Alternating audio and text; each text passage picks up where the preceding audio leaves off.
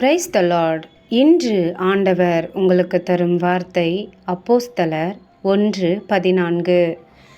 இவர்கள் எல்லாரும் ஒருமனப்பட்டு ஜெபத்திலும் வேண்டுதலிலும் தரித்திருந்தார்கள்.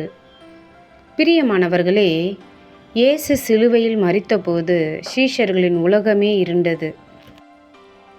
அவர்கள் தங்கள் ஆண்டவரை இழந்துவிட்டோம் என்று துயரத்தில் இருந்தார்கள்.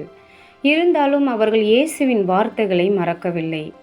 3ஆம் நாளில் உயிர்த்தெழுந்த இயேசு அவர்களுக்கு தோன்றி அடுத்த 40 நாட்கள் பல முறை அவர்களோடு இருந்து தேவனுடைய ராஜ்யத்தை பற்றி போதித்தார். இயேசு பரலோகத்திற்கு ஏறி சென்ற பிறகு சீஷர்கள் மீண்டும் ஒரு அமைதியான காலத்தை சந்தித்தார்கள். இனி அவர் நம்மோடு இல்லையா, நம்மை மறந்து விட்டாரா என்ற எண்ணம் மனிதர்களாக இருந்த அவர்களுக்கும் வந்திருக்கலாம். ஆனால் அவர்கள் அந்த சந்தேகத்துக்கு கீழ்ப்படியவில்லை. இயேசு சொன்ன ஒரு வார்த்தையை மட்டும் பிடித்து கொண்டார்கள். பிதாவின் வாக்குத்தத்தத்திற்காக காத்திருங்கள். அதனால் அவர்கள் ஒவ்வொருவரும் தங்கள் வழியிலே போகவில்லை. மனமுடைந்து இயேசுவை விட்டுவிடவும் இல்லை. ஒருமனப்பட்டு ஜெபத்திலும் விண்ணப்பத்திலும் உறுதியாய் தரித்திருந்தார்கள். அவர்கள் கண்களால் இயேசுவை காணவில்லை, ஆனால் அவர் சொன்ன வாக்கை நம்பினார்கள். சில நாட்களுக்கு பிறகு பெந்தெகொஸ்தே நாளில் பரிசுத்த ஆவியானவர் இறங்கினார். அப்போது அவர்கள் உணர்ந்தது ஒன்றுதான்: இயேசு நம்மை விட்டு போகவில்லை, அவர் தம் ஆவியின் மூலம் இன்னும் நம்மோடு இருக்கிறார்.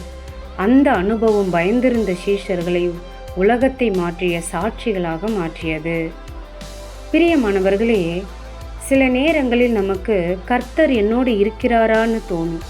ஜெபத்திற்கு பதில் தாமதமாகும் போது அவர் அமைதியாய் இருக்கிறார்னு நினைப்போம். ஆனால் சீஷர்கள் மாதிரி நாமும் வாக்குத்தத்தத்தை பிடிச்சுக்கிட்டு காத்திருந்தா கண்ணுக்கு தெரியாத கர்த்தர் வாழ்க்கையில் வல்லமையாய் செயல்படுவதை நிச்சயம் பார்ப்போம். ஜெபம் செய்வோம். அன்புள்ள தகப்பனே, இந்த அருமையான நல்ல நாளுக்காக நன்றி செலுத்துகிறோம். ஆவியானவரே, ஆமாண்டவரே, சில நேரங்களில் எங்களுக்கும் ஆண்டவரே கர்த்தர் எங்களோடு இருக்கிறாரா என்ற எண்ணம் தோணும் ஆண்டவரே. ஆனால் தேவன் ஜெபத்துக்கு பதில் ஆண்டவரே தாமதிக்கும் பொழுது அந்த எண்ணம் வரும் ஆண்டவரே. ஏசப்பா, இதோ அப்போஸ்தலர்களை நாங்கள் பார்க்கிறோமே, ஆண்டவர் சொன்ன வாக்குத்தத்தத்தை பிடித்து கொண்டு அவர்கள் ஜெபிக்கும் பொழுது ஆண்டவரே அவர்களை அபிஷேகித்தீர். அப்பொழுது அவர்கள் உணர்ந்தார்கள், உண்மையாக என் ஆண்டவர் எங்களோடு கூட இருக்கிறார் என்று சொல்லி இன்னமும் அவர்களை பற்றி இந்த உலகம் பேசி கொண்டிருக்கிறது. ஏசப்பா, அப்படியாக ஏசப்பா, இதோ நீர் எங்களோடு கூட இல்லை என்றால் எத்தனையோ ஆபத்தில் நாங்கள் மடிந்து போயிருப்போம். நீர் எங்களோடு கூட இல்லை என்றால் எத்தனையோ உபத்திரவங்களில் நாங்கள் ஆண்டவரே அப்பா மடிந்து போயிருப்போம். கர்த்தர் எங்களோடு கூட இருக்கும்போது தான், இருக்கிறதுனால தான் ஆண்டவரே இன்னும் நாங்கள் ஜீவனோடு இருக்கிறோம். இன்னும் நாங்கள் ஆண்டவரே பிழைத்திருக்கிறோம் தகப்பனே.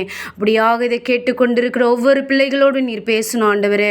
மகளே, நான் உன்னோடு கூட இருக்கிறேன். நான் இல்லை என்றால் இந்த வாழ்க்கை உனக்கு இல்லை, நான் இல்லை என்றால் இந்த வியாதி உன்னை விட்டு நீங்கி இருக்காது என்று சொல்லி நீர் ஆண்டவரே ஒவ்வொரு பிள்ளைகளோடு நீர் பேசும்படியாக ஜெபிக்கிறாப்பா. எல்லா காலத்திலும் எல்லா நேரத்திலும் எந்த சூழ்நிலையிலும் நேற்றும் இன்றும் என்றும் மாறாத என் தேவன் எங்களோடு கூட இருக்கிறீர் ஏசப்பா. அப்படியா கர்த்தர் பெரிய காரியங்களை செய்யுங்கப்பா. இயேசுவின் நாமத்தினால் ஜெபிக்கிறேன் ஜீவனுள்ள நல்ல தகப்பனே, ஆமேன்.